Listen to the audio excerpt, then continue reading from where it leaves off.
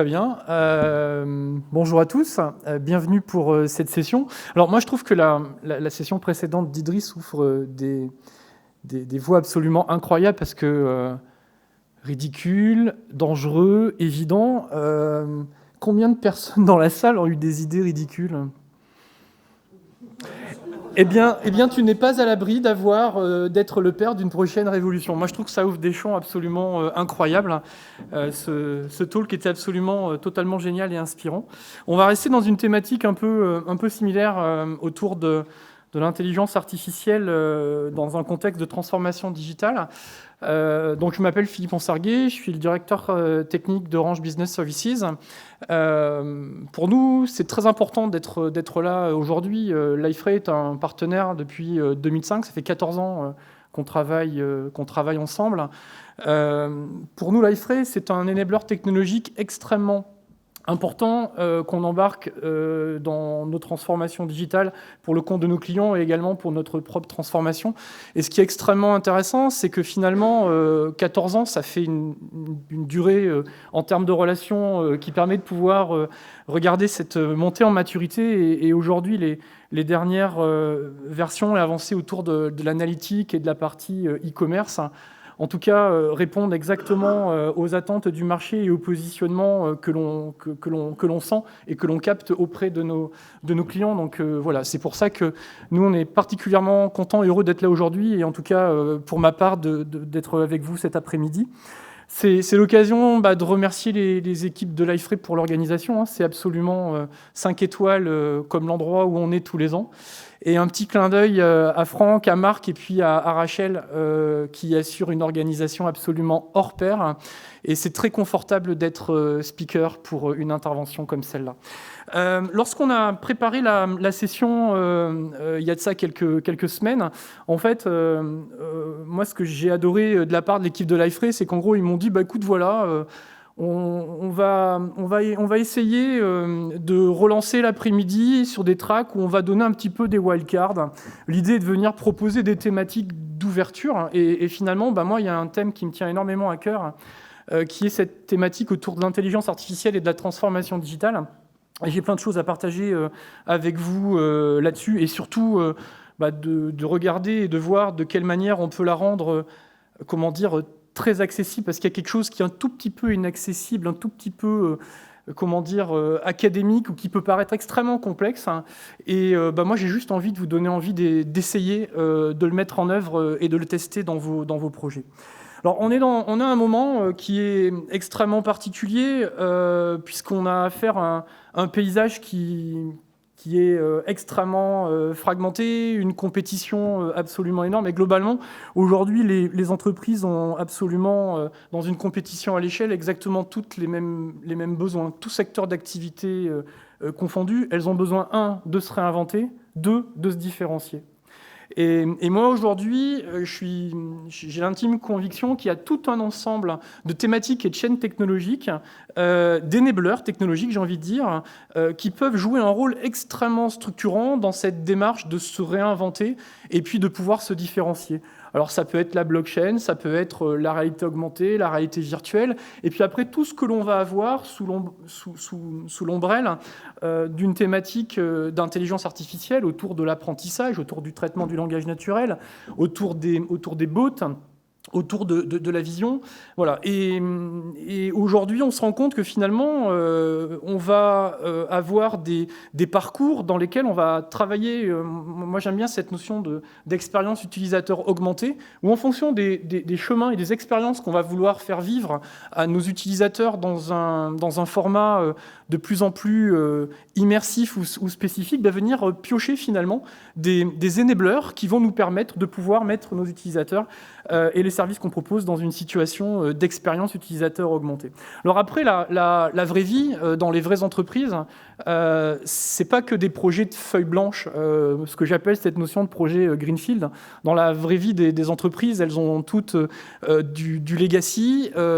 Et aujourd'hui, pourquoi je vous parle de ce legacy-là, c'est que on se projette très facilement dans des sujets d'innovation on ne sait pas toujours le niveau de dette technologique dont on hérite au niveau de nos socles et de nos logiciels, qui plateformisent finalement notre système d'information. Et là, il y a un challenge qui est extrêmement important. Et c'est là où je parle de cette notion de projet de type brownfield, où en gros, pour moi, sans stratégie de modernisation, c'est impossible d'avoir une stratégie d'innovation. Enfin, concrètement, vous avez quelque chose d'ultra monolithique qui sert un workflow, quel que soit le domaine d'activité. C'est quelque chose de très monolithique. Vous allez avoir très peu de prise de main dessus pour pouvoir venir dans un workflow intercaler un appel justement à, pourquoi pas, un service de traitement du langage naturel, un traitement de reconnaissance d'image. Donc voilà, il y a une dimension qui pour moi est très importante, c'est que innover sans moderniser, c'est pas possible ailleurs que dans des projets de feuilles blanches, et les projets de feuilles blanches, c'est pas la vraie vie des entreprises. Alors voilà, on est dans un moment donc de forte compétition, mais également dans un moment de plein de challenges et d'enjeux, où en fait on est en train de passer d'un monde où le mobile est devenu finalement notre compagnon personnel, est devenu la première cible de production des applications et des services. Et puis, on a vu arriver depuis quelques années une première inflexion dans cette tendance-là, où on s'est juste rendu compte que l'usage de nos utilisateurs, qu'ils soient en situation grand public ou en entreprise, en fait, a totalement été bouleversé, avec une capacité d'interaction qui est extrêmement différente. Commencer une expérience sur un mobile, la continuer sur un voice bot, passer par un assistant vocal, repasser sur un bot sur des activités de support ou de soutien. Voilà, c'est quelque chose qui fait que on a quelque chose de très immersif. Et finalement, on se rend compte que, en tout cas, la question qu'on pourrait se poser finalement, c'est est-ce que l'IA, c'est pas une nouvelle forme d'interface graphique ? Et moi, c'est quelque chose sur lequel j'aime bien réfléchir et qui amène des scénarios extrêmement intéressants pour revisiter des modèles économiques ou pour envisager de l'upsell. Alors moi, j'ai la chance dans mon job d'aller assez fréquemment aux États-Unis, et là j'y étais la semaine dernière pour une semaine sur la côte ouest à visiter nos partenaires, et un cas d'utilisation que je trouve absolument formidable. J'étais à Seattle, je rentre dans ma chambre d'hôtel, et dans ma chambre d'hôtel, j'ai un Alexa. Et on dit pas Alexa, j'étais à un hôtel qui s'appelle l'hôtel Max, et en gros on dit... on interpelle l'assistant vocal avec « Hey Max ». Et Max, qu'est-ce que tu me conseilles comme restaurant ? Et Max, qu'est-ce que tu me conseilles de faire ce soir ? Et l'analogie de tout ça, c'est que typiquement, vous prenez une ville comme Las Vegas, qui globalement ne vit que du niveau de remplissage de ses hôtels. Eh bien, le niveau d'upsell et de remplissage des salles de spectacle n'a jamais été aussi fort depuis que les hôtels ont mis dans les chambres d'hôtel des assistants vocaux avec lesquels les clients se mettent à interagir et demander des conseils. À partir du moment où on crée cette interaction, vous imaginez tous les scénarios d'upsell que l'on peut avoir. Et puis, quelque chose aussi de très important, c'est que derrière cette expansion en termes d'extension de surface d'interaction, on va avoir tout un ensemble de nouveaux modes de coopération autour de ce que je vois, ce que j'entends, ce que j'interprète, ce que je commande. Et là, vous pouvez imaginer plein de métiers ou plein d'activités dans lesquelles, quand vous avez les mains qui sont prises, vous pouvez plus faire grand-chose. À partir du moment où on va capturer ou voir une photo, qu'est-ce qu'on serait capable de déclencher ou de réagir. Voilà. Donc finalement, ces nouveaux modes de coopération, je vois, j'entends, j'interprète, je communique, on est beaucoup dans des notions de sciences cognitives et dans l'utilisation des sens au niveau humain du terme. Et finalement, voir, écouter, interpréter, communiquer, pour pouvoir le faire, et ça, Idriss l'a très bien expliqué tout à l'heure, ça suppose derrière d'avoir un apprentissage. Voilà, il faut apprendre à écouter, il faut apprendre à analyser, il faut apprendre à reconnaître. Et juste pour pouvoir vous faire toucher du doigt ce sujet-là, je vous propose 3 minutes de jouer. On va jouer à un jeu. on va inventer un nouveau service, on va l'appeler Waf Waf BNB. Je reste dans la thématique du chien, ça reste constant, comme ça on ne casse pas la linéarité de l'après-midi. Imaginez que pour Waf Waf BNB, c'est extrêmement...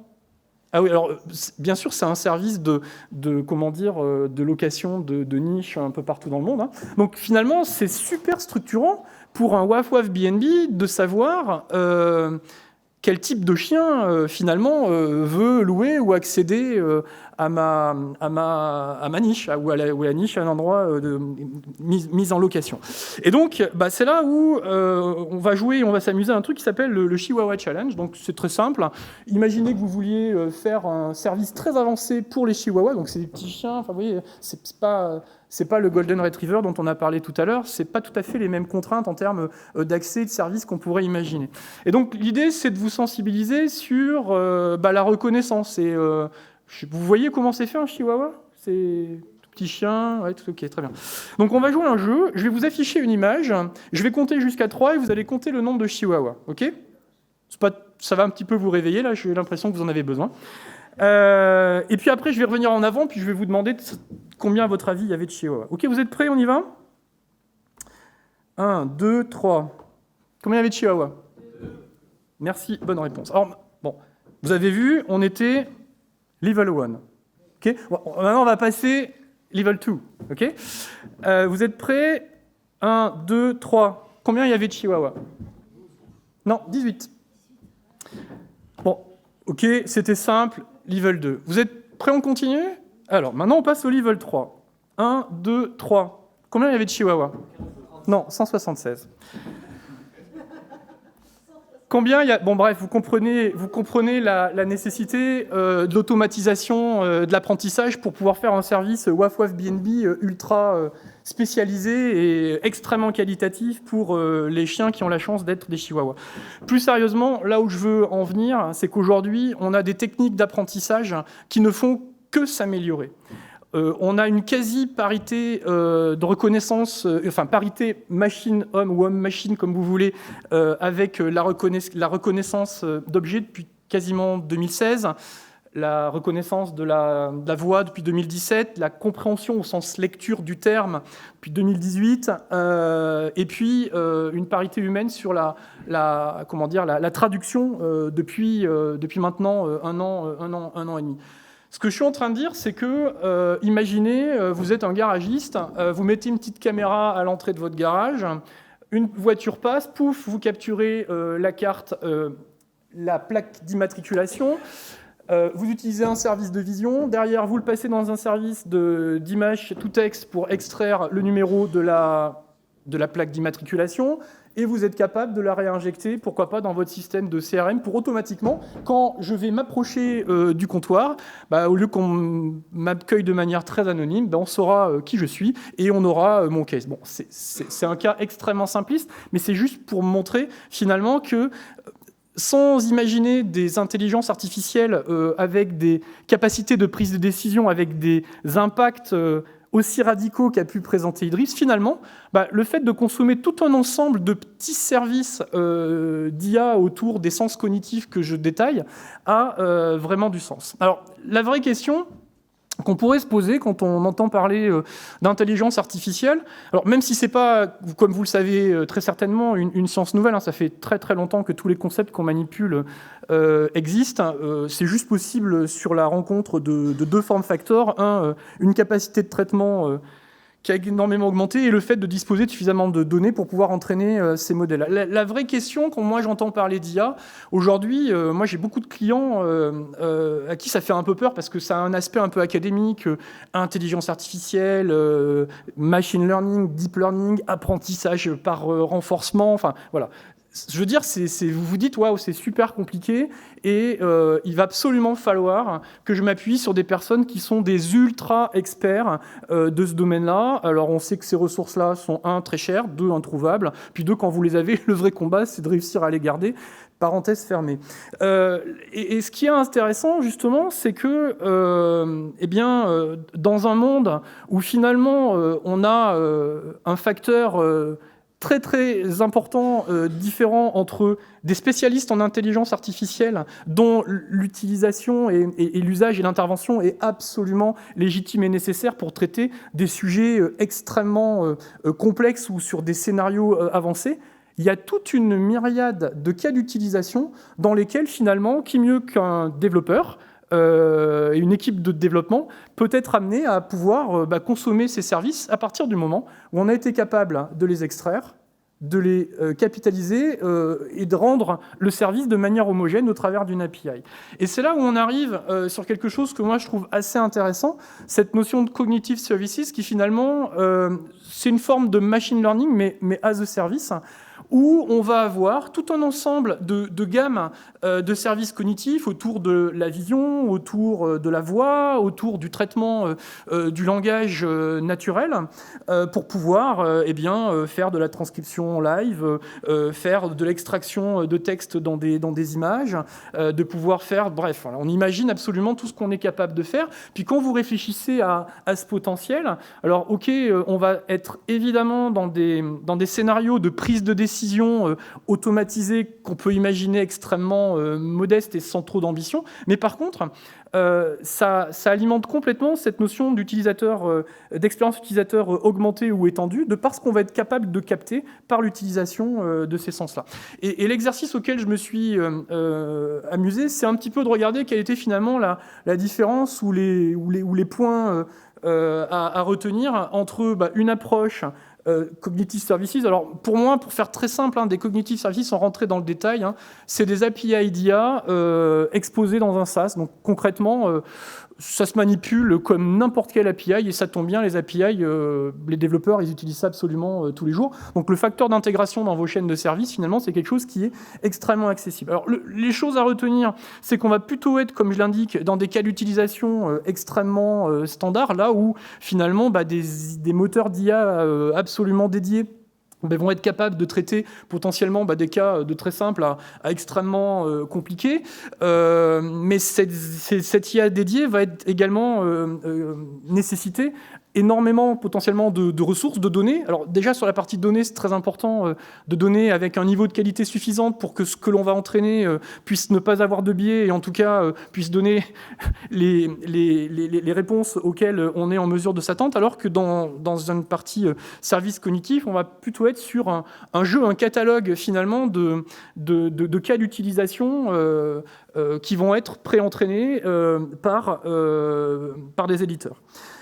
Bon, je l'avais indiqué, on va être sur une capacité de prise de décision qui est relativement limitée. Ça se limite pour moi à du workflow, là où on est capable d'aller jusqu'à des niveaux de prise de décision extrêmement autonomes sur des IA extrêmement avancés. Et puis, le dernier point, finalement, sur lequel je voulais en venir, c'est que dans un monde où on a globalement 40 fois plus de développeurs que de spécialistes en IA, est-ce que vous êtes certain de vous appuyer sur les bonnes ressources et les bonnes personnes pour pouvoir intégrer ou commencer ou initier ces chantiers-là? Alors, quelques exemples à vous partager des cas d'utilisation qu'on a pu mettre en place avec des clients. Le premier est un cas d'utilisation que j'aime beaucoup pour un fabricant automobile, dont l'enjeu dans des chaînes de fabrication... Aujourd'hui, je ne sais pas si vous savez, mais dans une chaîne de montage, il n'y a pas deux voitures qui suivent qui sont pareilles. On a un niveau de personnalisation qui est absolument sans précédent. Et donc, moralité, pour les personnes qui travaillent, les monteurs sur ces chaînes de montage, le niveau de contextualisation auquel ils ont affaire est extrêmement important. Et donc, comment permettre à ces personnes-là de pouvoir interagir avec un système de PLM, donc le référentiel des pièces de la nomenclature qui rentrent dans la fabrication de la voiture, ou par exemple être capable de pouvoir remonter très rapidement un défaut dans un pistolet qui va faire un serrage automatique et aller vers une notion d'intelligence collective. Là, typiquement, ce qu'on a fait pour ce constructeur automobile, on a équipé sur une phase pilote des chaînes de montage dont les monteurs ont un casque Bluetooth sont tous équipés d'une tablette. Alors, rien que ça, sincèrement, je ne sais pas si vous imaginez une chaîne de montage, mais c'est une véritable révolution, parce que tout est ultra manuel. Les référentiels sont encore massivement papier, et le niveau de digitalisation dans les usines de montage, c'est pas tout à fait ça. Donc, concrètement, au fur et à mesure que les voitures vont avancer dans la chaîne, les monteurs vont être notifiés des spécialités, des spécificités, vont être capables d'aller requêter le PLM, le système de gestion de la nomenclature, directement en vocal. Quand ils sont confrontés à des problèmes ou à des issues, de pouvoir automatiquement par la voix remonter dans le système de suivi des défects le case auquel ils sont confrontés. Donc voilà. Donc là, on est vraiment dans une notion d'augmentation des capacités de l'interaction de l'utilisateur dans un environnement industriel. Le deuxième cas est un cas également que j'adore. C'est un cas qui est réalisé pour un industriel du marché électrique, Electric Facilities. Et en fait, c'est un domaine dans lequel ils ont deux challenges. Le premier challenge, c'est qu'il y a un niveau et un taux de retour sur le matériel commandé, prise, interrupteur, tout ça, qui est absolument sans précédent. Donc, envoyer, c'est une logistique, mais ça prend pas mal de temps et de ressources et d'énergie aussi pour pouvoir récupérer finalement ce qui était en trop, le remettre dans la chaîne. Voilà. Donc, il y a ce premier souci, puis il y a un deuxième souci, c'est le niveau de perte et de gaspillage qu'il y a au niveau du calcul de longueur des câbles dont vous avez besoin pour pouvoir faire votre câblage. Mais là, concrètement, ce qu'on a fait pour cet équipementier, on a développé une application mobile. Vous rentrez dans une pièce, vous la calibrez, et après, en vidéo, vous dites, voilà, je veux une prise là, je veux une prise là, je veux un interrupteur là. Voilà, vous décrivez ce dont vous avez besoin, okay, et quand vous sortez de la pièce, vous faites commander.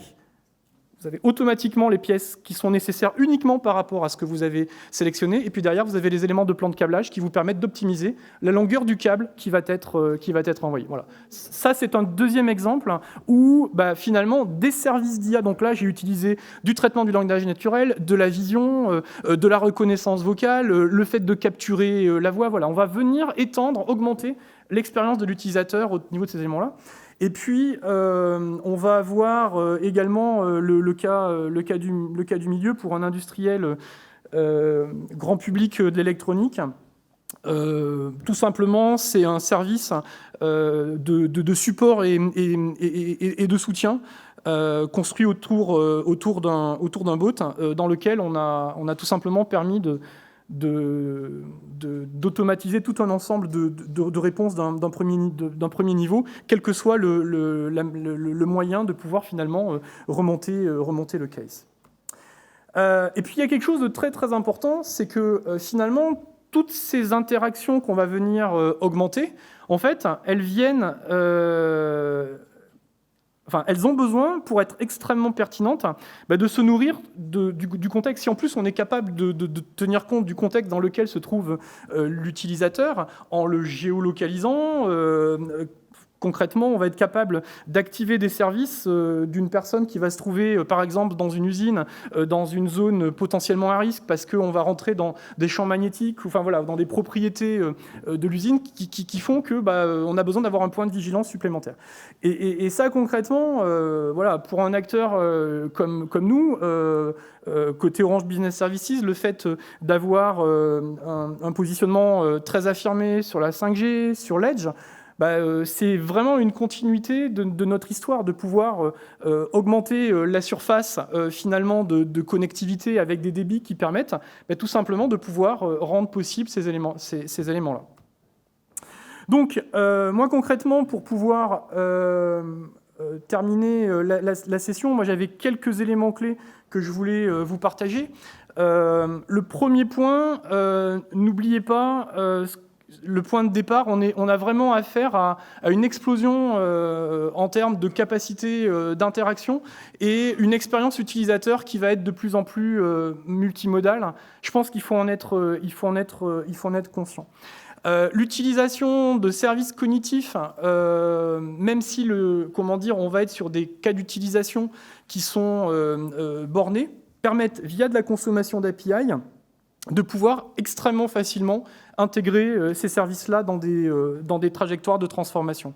Après, il y a un troisième point qui pour moi est essentiel. À partir du moment où on va pouvoir s'appuyer sur des populations de développeurs, en fait, la capacité de passage à l'échelle n'est plus liée au fait de disposer exclusivement de l'expert ou d'une population d'experts, comme je le disais tout à l'heure, est extrêmement rare, extrêmement cher et compliqué à garder.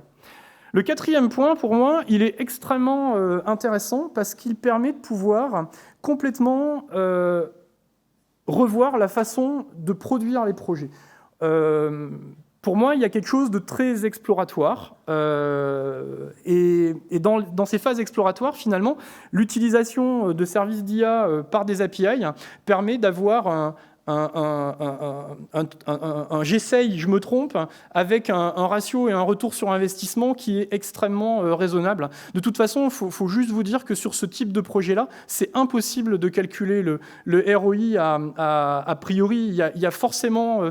il faut accepter de rentrer dans une démarche qui est exploratoire. Et justement, le fait de pouvoir segmenter et donc chaîner l'appel à tous ces services fait que rentrer dans des phases extrêmement itératives ou dans des opérations de co-innovation, c'est quelque chose qui nous paraît extrêmement intéressant. En tout cas, des projets d'IA ont des natures et des cheminements qui sont radicalement différents de ce qu'on a l'habitude de produire, tout simplement parce qu'il faut accepter le fait d'explorer. Et puis, il y a un dernier point qui me tient énormément à cœur.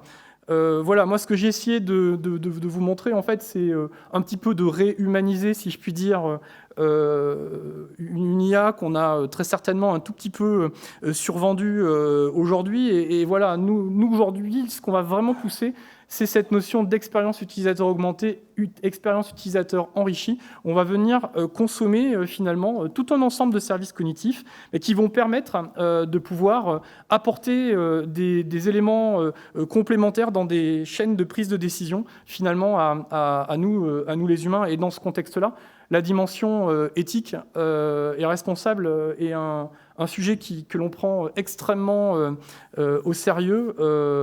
Voilà. Pour nous, il ne peut pas y avoir d'IA, qu'il soit d'IA spécialisée ou de services cognitifs, sans une démarche d'éthique qui soit associée.